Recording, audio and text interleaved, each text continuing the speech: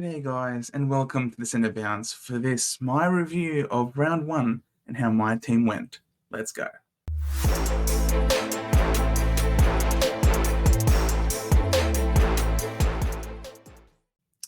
Yeah guys, this is my round one team review. It's now 11:40 p.m, so trying to keep my voice down. Don't want to wake anybody up in this night, but nothing really to wake people up over because it wasn't a great week for me. 2038, we were ranked 81,701 to start the season. We're back to the 80,000 mark. It's where I was last year after round two. So it's a very familiar territory, but that doesn't stop you from finishing inside the top 1,000 guys. So 2038, it wasn't a good week, as you can tell. We're in the top 49%. So essentially, we're in the top half. As you can see, we've got 75,000K in the bank because we saw, unfortunately, very early in the week, big Josh Gibcus injury. And then we also saw on the Saturday afternoon that one Massimo D'Ambrosio absolutely popped off. So I really wanted to make sure that I had enough funds in the bank in order to make a correction trade directly from Gibcus to Mass. And it really is tragic news. You guys might have seen in the live stream on the Thursday that I was more likely to put Gibcus on the bench, but Big J and a couple of you guys in the chats, I suppose, convinced me otherwise. But look, it is what it is. I'm not blaming anybody. Just a little bit of bad luck in relation to having Gibcus on the field. Dacos was a star. He was a gun. Obviously, you can see I didn't have the VC on him. I wasn't sure if Sydney Swans were going to put some attention into him. Maybe have like a row bottom, for example, stand next to him. So I decided to not go with Nick Dacos. I wasn't entirely sure what his scoring was going to be like, and I was definitely a lot more confident on Tom Green as a VC, and he did bloody fantastic as expected. So, but Nick Dacos, excellent start to the season, excellent start. His average now is 133, which is absolutely bonkers. And the reason why we started him, Dan Houston, really happy with him, 114. Look, I thought it was going to be even bigger, to be honest, considering how he was going at quarter time. I think he was on 49 points at quarter time. Something absurd, but the scoring obviously slowed down.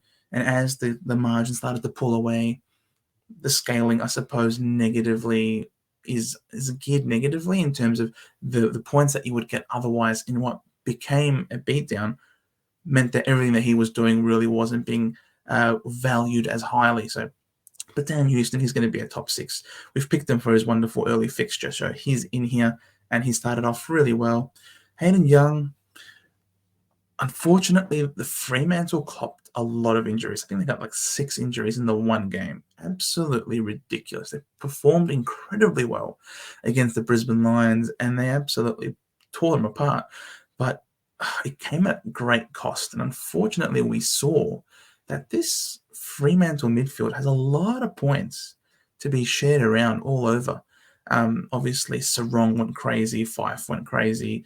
Hayden Young, unfortunately, sort of was moved to the back line when McDonald went down. And there was a bit of shuffling that took place. And I'm a little bit concerned about Hayden Young's, I suppose, role moving forward. I know that he looked quite good. He got the peel. He just turned it over a lot, as was the case for heaps of my premiums this week. Heaps of my players this week just could not hit a target to save their lives. And that's why my thumbnail is all about clangers, because this team, mate, I reckon with my team we can kickstart up a butcher, a nice not Tasman meats. This can be the centre bounce meats, because every single butcher in the league was in my team this week. And Young gave away like 3 free kicks as well, which was very disappointing. Williams the 51. Look, his break even is still really low. He's still -4, so he will make money for us when he comes back from his bye. And I've said this before, I think he'll be better for the run. He's had a major layoff from football. He hasn't played footy in like 2 whole years, at least 2 whole years. And he's come back on very managed minutes. He played managed minutes in the VFL. And then bang, round 0, 80% game time against Brisbane. So I think Williams is absolutely still going to be a decent pick for me. as long as he can stay healthy. And I'm not going to trade this guy out. Gibkiss, unfortunately, ACL. Tragic, tragic. Thoughts and prayers with him at this time. Marty Hoare comes into the side, 60. Decent. Definitely, I was sort of hoping that he would do better as a designated kicker, but to be honest, Melbourne just absolutely tore him apart. Melbourne was so dominant, was so strong against the Bulldogs. And really, it was just the big dogs, I suppose, that did really well. So, but still, to get a 60 out of him and a 64 out of Howes, I think these two guys are both very decent options. And if you're going to still rock with a 3 premiums and a Williams, and I think having both Hoare and Howes on the field seems to be okay. If you're going to give us 60s and 64s, obviously it's better to be pushing at least 65, but they absolutely dominated against the Bulldogs. So decent scoring, and Zach Reid, unfortunately, this kid can't catch a break. But the good, I suppose, where the positive is that it's not confirmed that he's going to miss any games at this stage. It was just hamstring tightness. He was given a lot of time to, I suppose, try and be ruled out to see whether or not there was any significant damage done to his hammy, and it doesn't seem that there was, because he was running laps after the game. So I think Zach Reid, he's no rush to get rid of him, that's for sure. I reckon he can play. The Bont for 126. To be honest, he did not have a 126-point game. I thought it was a tough game for him, and it just, I think, appears clear that teams that played in round 0 have a distinct advantage over teams that didn't. And because they just got that match fitness, that hardness around the contest. Yeah, you can train amongst your teammates, but it's not the same as playing against direct opposition in a home and away game. And, for Bont, that was not a 126-point game, and yet he still hit 126. So he will be better for the run. And it just goes to show how incredible of a player he is, because look at the next guy next to him, Jordan Dawson. He was, again, one of those players who played for a team that didn't play in round 0, coming up against the Gold Coast Suns, who had a rampaging win in round 0 against the Richmond Tigers. And those conditions were horrible, absolutely horrible. And that's why you got to look at where they play. To be honest, I did not notice that they were playing over there in Gold Coast for a night game as well. And Dawson's someone who normally gets a lot of points from great ball use. He's an exquisite user of the ball, and those conditions absolutely were not in his favor. And that's why you look at that game. All the top scorers were the inside mids who just won contested ball. The outside types didn't really flourish anywhere near as much compared to them. So Dawson, also, fresh first hit out in those conditions, was ridiculously tough. It's not like a Flanders, for example. Flanders, yes, outside player. But he played last week, and he also... mate, he's a gun. I'm so glad I have Sam Flanders. But he also is used to playing at home in Gold Coast in those conditions. So he also has this advantage that Dawson doesn't have. So Jordan Dawson, I was very disappointed having paid that much money to get that score out of him. But at the same time, I really consider this to be a floor game. All things were going against them. They lost, terrible conditions, first hit out. I genuinely consider this to be a floor game, and I'm not concerned. I genuinely reckon he's going to have a strong bounce back next week at home against Geelong. Butters, doing Butters things, that's really good. We want all of our premiums to go 115 plus in this midfield, and Zach Butters just did that. Tom Green, my wonderful VC, very, very happy with him.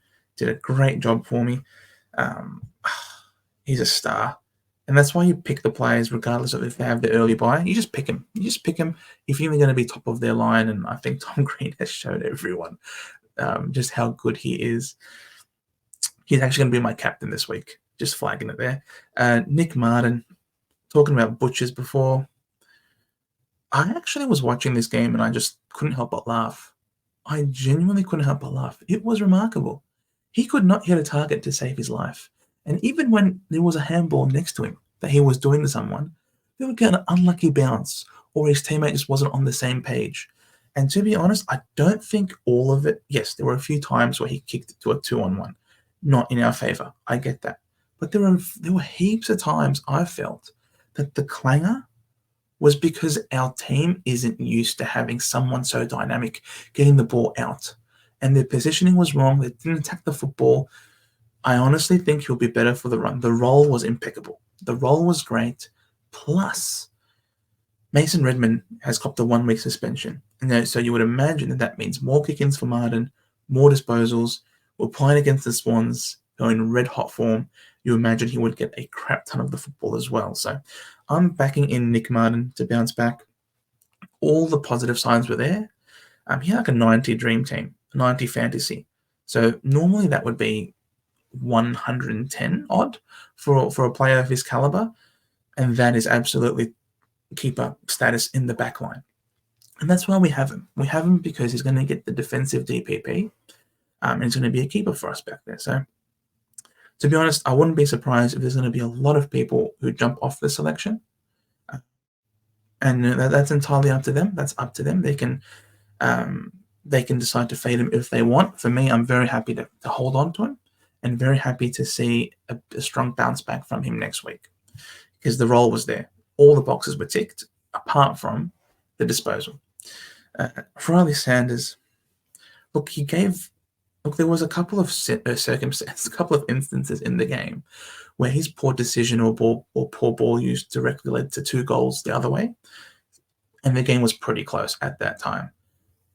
Rough, very rough of Bevo to say, nah, stuff you're subbed out. After that second mistake where he tried to hit up Bontempelli, he's trying to hit up his captain. But Kozzy Pickett was just absolutely sweating on it. Caused the turnover, goal the other way, and then pulls him off. Even when Gallagher has got some knee complaints from the game, he still took out Sanders. Bevo is such a flog, honestly. Like, bloody hell. Get him on the phone and talk to him. Don't just freaking sub him out that before 3/4 time. That's rough. That's so rough. I really hope that Sanders' confidence isn't shot as a result. Oh, that was bad. Roberts playing half back and a little bit of wing, but I thought he did really well for us. Quite a few of the times where Collingwood lost and there were kick-ins, he just happened to be on the bench at the start of the quarter. But when he was out there, he did some good things. He did take some kick-ins. But yeah, Roberts, he's a very safe fieldable option. Jack Carroll, I went early on this kid. I loved what I saw from him. I loved his game. And I genuinely reckon that with some of the injuries in that midfield mix, I thought that he would have a very good and favourable matchup against the Tigers. And, he spent quite a bit of time on the bench early on. But as he got involved, he just gets a lot of these contested ball. He's very strong over it. I really like this kid's game. I hope he can, depending on Walsh, if Walsh is still out, then Carroll's definitely going to be named. But if Walsh comes back, I can see Carroll being the sub. However, if he's the sub, it's fine. He's still got a negative 70 break even and can still make us a lot of money. Obviously, he's not going to play this week. He's on the bye. But yeah, very happy with him as a selection. McKercher, we had a lot of discussions with many people really thinking about fading this kid. And I think everyone sort of has seen the light and realized, holy crap, this guy's not someone we can fade. We need him. And the kid's a gun. Playing off halfback, like we said that he was going to play, that's his bread and butter. That's where his skill sets lie. And Clarko needs to have these great ball users coming out of the back line, unlike this absolute spud. I sort of flagged it in the preseason game. When the pressure was on early by the Pies, he was absolutely butchering it. It was only when they sort of backed off and he had the time and space to lower his eyes and hit up some short targets that he looked all right. But far out, it was heaven and earth between these two players. And Sheasel, who I don't have, and I'm going to do my absolute best to rectify that ASAP. I think Clarko needs these great ball users coming out of the back line. You can't have crappy turnovers in your defensive half because that's killer. And especially with their backline mix, it's dangerous. And we saw what the Giants did against North Melbourne in their backline. They can't afford back half turnovers. And I think Fisher is such a liability with the ball in hand. Fish is not staying in my team. He's never been a good kick throughout his entire time at Carlton. I've sort of been flagging this the entire time. Wouldn't be surprised if he bounces back and actually does decently well this week. I'm pretty sure he's playing at Marvel Stadium this week against Freo. So I wouldn't be surprised if he actually improves on it. But with that 50, his break even now comes up to 92. And I know I've selected him as a keeper, but I just don't think he's going to keep that role, considering his skill set and good kicking is not a part of it. So I can't see Clarko keeping him in that role, to be honest. And that was a problem. And that was a reason why I was a little bit unsure with how the defensive makeup is going to be at North Melbourne. I thought Sheezel was going to play more on the ball, but having seen what it's like in a real game and having my fears sort of be realised, Fisher's not him. Sheezel and McKercher are. So I'm going to make that fix. Jeremy Sharp, really well. Really good game for Freo today. Obviously, I know a lot of people were afraid from selecting him after that second practice game, but he was coming off an illness in the first one. So obviously that's a little bit of an interruption, but he was their best runner all preseason. Everyone was raving about him. I think he's got that job on the wing locked down. And we know that Fremantle in the past have been pretty good at utilising their wings. And so 70 points is an absolutely wonderful score. If you can give us around about this mark every week, then we're absolutely loving it. Jai Clark, 13 points is very sad. Very, very sad. For 13 disposals. 1 point a disposal. His problem was his ball use, yet again. So Young, crap ball use. Dawson, crap ball use. Martin, crap ball use. Sanders taken off for crap ball use. Clark, crap ball use. Fisher, crap ball use. As you can tell, guys, this is the crap ball use team this week. Hopefully he keeps his spot in the side, to be honest. He did get the 13 disposals, and he's a contested player. He's an inside mid. If he keeps his spot, then I'm happy to keep holding on to him. But if he's dropped, then obviously he's sayonara. A big miss is a teammate of his, Dempsey, who I did have here. But the problem is when Gipkiss went down and Massimo popped off, I needed to have enough money freed up.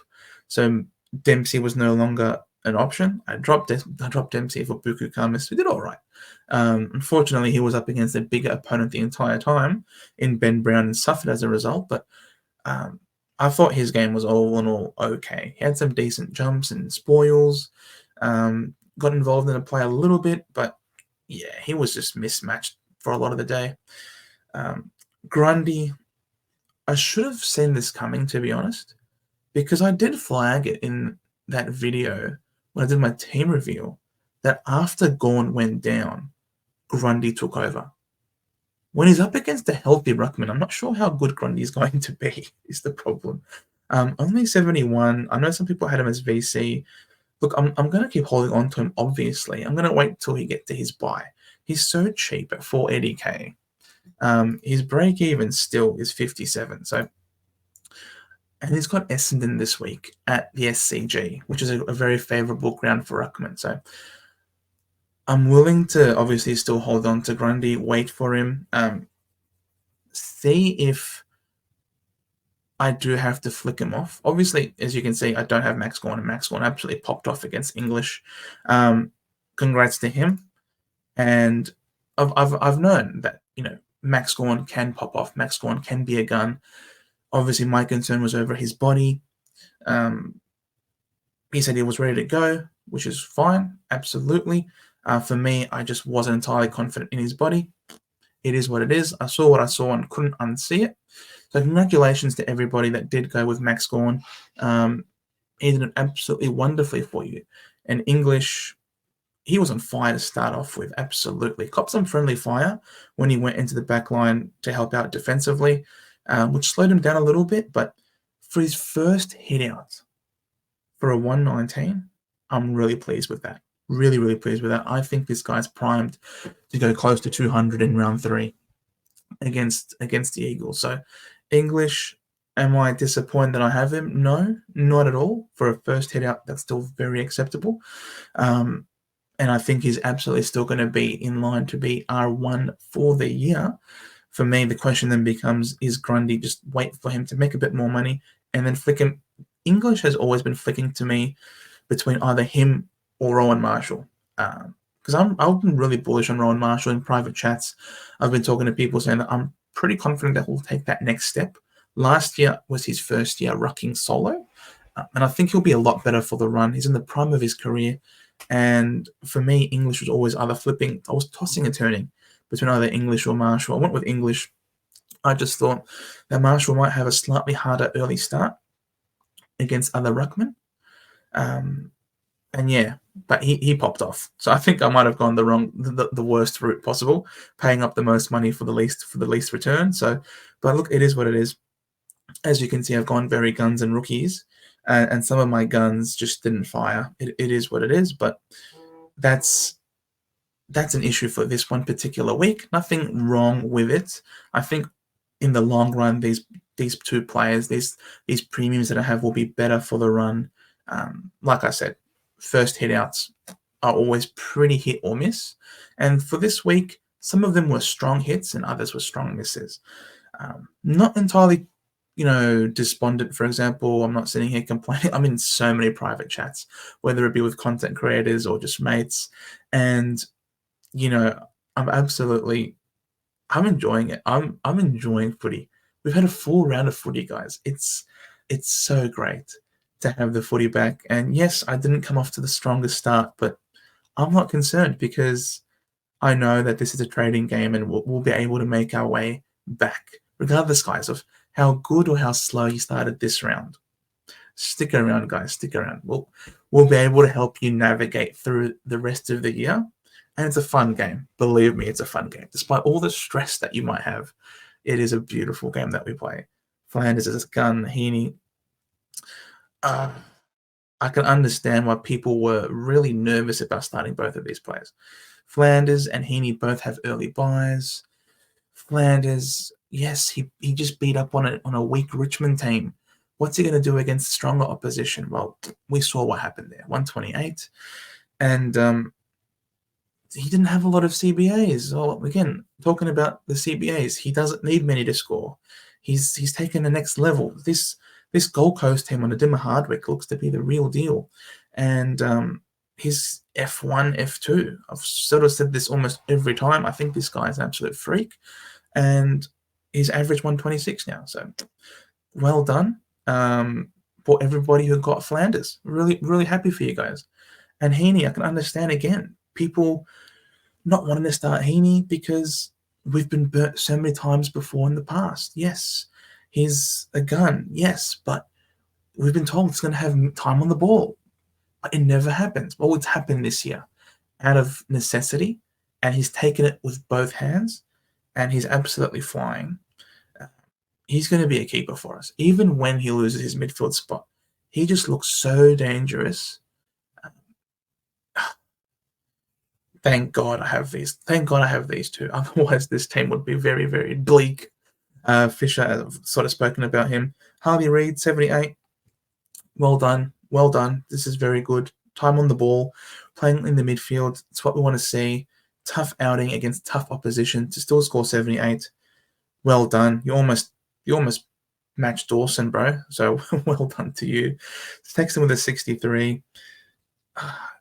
Terrible conditions, as I say, and you can't not have this guy. He's way too good not to have with that role in particular as well. I'd rather him, he's 63, over Connor Buderick, who thank God I didn't go with Connor Buderick. Oh my God, I would have been absolutely, I would have probably deleted my entry if I had Connor Buderick. Darcy Wilson, I had a choice between fielding him or Cadman or Karmas. Wilson, I just rate this kid so highly. And for him to score a 66, playing at GMHBA Stadium where they have no wings is incredible. Obviously got some good scaling from that last quarter goal that he kicked. But I love this kid. Massive, massive raps for him. And I think I'm going to have one filled again this week against Collingwood, the MCG. Just gives him more room to work. And he's a workhorse. So he's going to flourish at the MCG. We sort of saw something similar out of Caleb Windsor. When he played at the MCG this week, he just looked so much better. And I anticipate we're going to see the same thing from Darcy Wilson. So he's on my bench, or he's on my field. Cadman, you just had to start him, considering that soft fixture and the fact that he's pinch hitting in the ruck. 72 is absolutely wonderful. Very happy with him. And I've already spoken about Buku Kames. So this was the team all in all. I'm not disappointed with it per se. Still back in quite a few of these selections. However, we do have some corrections to make. We do have some corrections to make. And I think Fisher might have the occasional spike game, yes.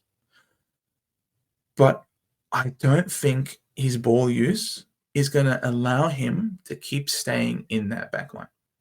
I can't. I can totally foresee him losing his role because Clarko loves beautiful ball users. And that was part of the reason why I refused to fade Mukherjee. He loves clean kickers of the football, and Fisher is not that.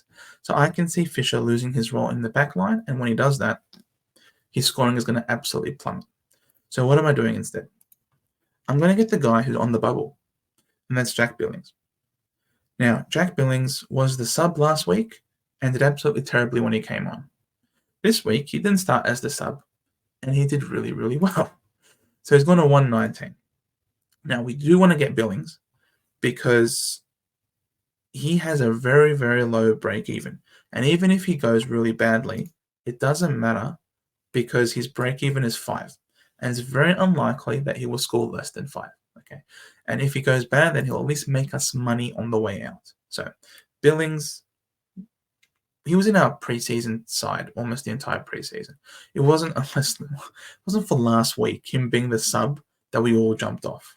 So Billings, you're coming back in, mate. Even if you are the sub next week, at least you're making us money. And we free up the cash. We free up some cash as well, which is very good. Gibcus done an ACL. Unfortunately, he has to go. Okay. No doubt about it. And we always were planning after the game on Saturday that this guy had to come in. He was absolutely incredible.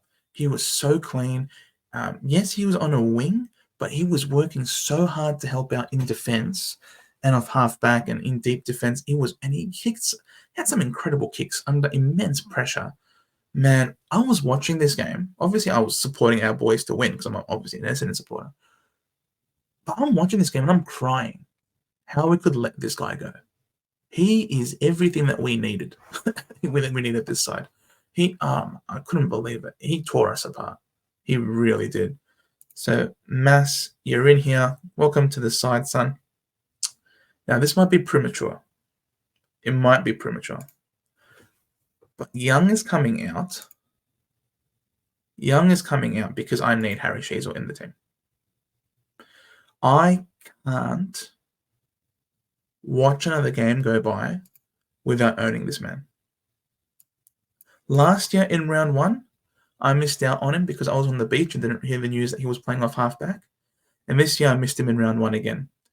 If next year I don't start this kid, remind me and slap me in the face. He is just too good. Too damn good. He's working hard between defense and midfield. I need him. I can't afford to not have him in my team. And Hayden Young, I don't know what his role is going to be moving forward with all of those injuries. So if I had to pick either one of Young or Sheezel, I know damn well which one I'm getting. And with this, I think I might have 3 of the top 3 defenders coming out for this year. Obviously, Stewart would probably be the 4th one that I want. And I've sort of spoken that I want to get Stewart in around round 8, round 9, when he starts to have a few more games at GMHBA Stadium where he loves to play. And I didn't want to start him because I don't know how much of an impact Max Holmes would have on his score. And the only chalked up 105, and that's such a classic Tom Stewart floor game to go around about 100, even without getting the ball a lot. So I just, yeah, if I have to prioritize one, it's got to be Shees. At that price, I have to get him in, and even more reliance is going to be on him. Goat has gone down. Probably McDonald comes back, but McDonald knows full well, give the ball to Shees, mate. Shees and McKercher, that is the duo back there. So Carroll comes off because Carroll is on the has the bye. But what I will do is rather than do that, I'll actually keep him on the field. Now, why I'm going to keep him on the field? Because now I'm using him as a loop. I'm using him as a loop to see which of these. Now, I'm confident McKercher is an on-field option now, playing off halfback. So McKercher stays, Roberts stays. But now this last spot, I will be looping between these three players and seeing how they go. Now, if I just pull up here the fixture above my head right here, as you can see. Now, all right. So Geelong are playing Adelaide in Adelaide. Now, Adelaide's got a lot of tough inside mids, so I'm probably unlikely to believe in Clark. So I'm more likely going to try and go with Sharp. Sharp had a great game on the weekend, so I'm going to go with Sharp up against North, so it could be a favourable matchup there, and see how he goes. If Sharp goes about 70 odd, then I'll just keep that score. Otherwise, if he doesn't, then I'll roll the dice with Sanders and hope he's not subbed off frickin' Bevo. Bloody hell, that's very annoying. And then, yeah, I'm very happy with just keeping Wilson on the field. Could be a Cadman if I reckon Cadman pops off against West Coast, but I just feel like Wilson at the MCG is going to be so good. I think it's going to be very good to own, and he did really well, 66 at GMHBA, which was a very skinny ground. Now, for my vice captains, absolutely going to be Nick Dacos. Absolutely. Nick Dacos at the MCG is just a different specimen. I know I didn't select them last week, but it was because I just had so much faith in Tom Green that he was going to pop off. And that faith is completely unwavering. Tom Green is my captain, the hot hand, and I love it that the captaincy almost looks orange just to support his orangeness. So we're going full blown orange here. We're full sending it. Tom Green against West Coast. Let us go. And that, guys, is, I suppose, how my team did, and what my changes were. So Gipkus had to go due to injury, got him up to mass. Fisher, what he showed me didn't fill me with any sort of confidence. Billings is on the bubble. He will make us money when Fisher drops. And Young, I'm unsure of his role, given all of the injuries in the back line. He was moved to the back line in that game. Shazel is the man. So I am using a boost early, and I think it is really important to do so now because there are going to be rookies that you have to correct on their bubble. If you don't have Dempsey, then we're going to have to get Dempsey. I'm one of those guys. We're going to have to get Dempsey in. So that's another trade that we're going to have to use. Any of these rookies, also Williams has to come off too. So Williams comes off, and then we can I'm pretty confident in Hall as a player. And then Saturday, they both play basically the same time almost. I can look at Howes, and if Howes is doing really well, then I'll just leave it as is. If he's looking like he's scoring below 30 or below 40, then I'll roll the dice with Zach Reed. But Zach Reed might not even play anyway, so I'll just leave the emergency there. But yeah, as I was saying, you're going to need to, if you have a lot of changes that you need to make, use the boost now. This is the only time you're going to do it, and you're going to need to do it now because what happens if, again, one of your premiums gets injured in round 2? If one of your premiums gets injured in round 2, then you have to use a trade there to correct it. Round 3 is going to be all about correcting your cash gen, correcting your rookies, and getting any of those rookies that you don't have. Thankfully, I think I've got quite a few of the good ones in Sanders, McKercher, Carroll, Sharp, Cadman. Obviously, the one real big one that I don't have is Dempsey.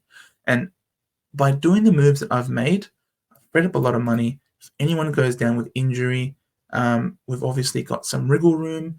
If any of the mid prices continue to pop off, like if Riley Bonner pops off with Sinclair back in the team, for example, and Sanders is used as the sub yet again, then his cash gen at that price is probably going to be absolutely killed.